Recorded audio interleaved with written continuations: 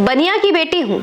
भाई मैं तो बनियों की लड़की हूँ, मैं तो फजूल खर्ची कर नहीं सकती। और आतिशी की सियासी जलन, इसमें जलन की क्या बात थी भाई। नमस्ते हिंदुस्तान, कैसे हैं आप लोग। दिल्ली की राजनीति में एक नया तूफान आया है और सिर्फ इतनी सी बात है कि चीफ मिनिस्टर बनिया की बेटी हैं और ये बताती हैं। यह सिर्फ एक वाक्य नहीं था बल्कि मेहनत, ईमानदारी और संघर्ष की गूंज थी। पर हाय रे राजनीति, इस बयान से आम आदमी पार्टी की महान बुद्धिजीवी नेता आतिशी इतनी तिलमिला गई कि उन्होंने इसे भी जातिवाद में घसीट लिया। कैसे बोल दिया, बनिया की बेटी हूं। आप जरा सोचिए, सोच लिया, सोचिए। जब आम आदमी पार्टी के नेता अपने भ्रष्टाचार के बचाव में जाति, धर्म और महिला सशक्तिकरण का सहारा लेने लगे तो समझ जाइए कि उनकी राजनीति अब आईसीयू में भर्ती होकर आखिरी सिसकियां भर रही है। बनिया से जलन क्यों? मेरा सवाल तो ये है, आखिर बनिया से इतनी जलन क्यों हो रही है? रेखा गुप्ता जी ने जब गर्व से कहा कि मैं बनिया की बेटी हूं, सबका हिसाब रखती हूं, तो इसका मतलब था कि वह एक ऐसे समुदाय से आती हैं जो अपनी मेहनत, व्यापारिक सूझबूझ और आत्मनिर्भरता के लिए जाना जाता है। अच्छा, यह एक आत्मगौरव था, मेहनतकश लोगों का एक सम्मान था। लेकिन आतिशी को इसमें भी जातिवाद नजर आया। आतिशबाजी तो नजर आएंगी ना आतिश जी को। अरे बहन आतिशी, अगर बनिया की बेटी होना गलत है, आपकी नजर में गलत है, बनिया की बेटी से दिक्कत क्यों है? तो अच्छा ठीक है, ये बताइए मुझे। और हाँ, ये बताइए, मुझे याद आया, ये वही आम आदमी पार्टी है ना जो हर चुनाव में बार बार ये कहती है कि हम पंजाबियों के बेटे हैं, पंजाबियों के बेटे हैं। अरे भाई, जब केजरीवाल जी खुद को बनिया समाज का बताते हैं तब जातिवाद नहीं होता, लेकिन अगर वही मुख्यमंत्री रेखा गुप्ता कह दें तो आफत आ जाती है। ये दोहरे मापदंड क्यों बताइए? ये तो गलत मानसिकता है ना। असली मुद्दों से ध्यान भटकाने का नया पैंतरा है आपका, क्योंकि आज तक आम आदमी पार्टी असली मुद्दे पे तो कभी रहा ही नहीं। क्योंकि असल बात तो यही है कि आम आदमी के पास अब जनता को बताने के लिए और बेचने के लिए कुछ नहीं बचा है। बिजली सब्सिडी के नाम पर झोल, पानी मुफ्त पानी। अरे आधी दिल्ली प्यास से त्रस्त है, पानी के नाम पे सड़कों पे पानी भरा रहता है। अच्छा चलिए, विद्यालय घोटालों के आरोप है मैडम आपके ऊपर, इन सब चीजों से आपकी पार्टी भरी हुई है घोटाले से। अच्छा शराब नीति, खुद सरकार ही डूब गई आपकी शराब नीति में।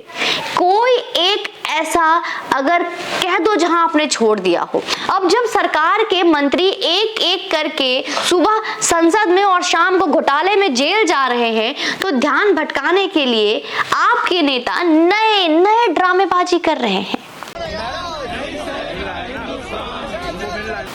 मैडम, दिल्ली को ना जाति की नहीं, विकास की आवश्यकता है।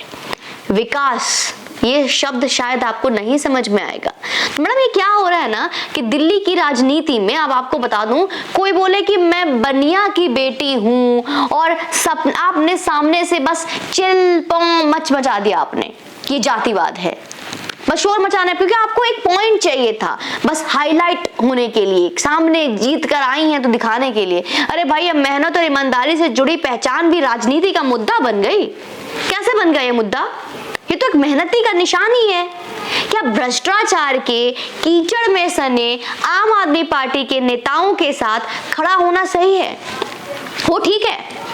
क्या रेत में सिर गाड़ कर या मान लेना कि हम तो भैया दूध के धुले हैं, अब नया राजनीतिक हथियार बन चुका है? ये है अब आपकी नई राजनीति, आतिशी की गंदी राजनीति और आपका डूबता जहाज। यह एक बहुत बड़ा कारण है, क्योंकि एक एक करके सारे गंदी राजनीति में उतर गए। आज की आप सरकार राजनीति नहीं है दोस्तों, एक ड्रामा कंपनी चला रही है, full on drama company. Big boss से भी आगे चले गए हैं लोग। इनके नेता सुबह ईमानदारी की दुहाई देते हैं, ठप ठप ठप शोर करते हैं, और शाम को शराब घोटाले के केस में कोर्ट के चक्कर काटते हैं। आतिशी भी अब इसी रणनीति पर उतर आई हैं। जब तर्क खत्म हो जाएं तो जाति और नफरत का कार्ड खेलो, क्योंकि हमारे देश में तो कहीं ना कहीं एक तबके के लोग तो होंगे जहां पे ये बिक जाएगा।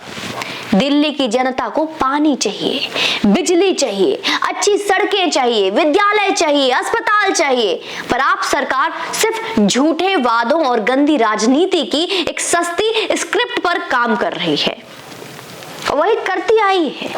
अरविंद केजरीवाल खुद भ्रष्टाचार के आरोपों में घिरे हैं, और उनके साथी नेता दिन रात अपनी छवि चमकाने में लगे हुए हैं।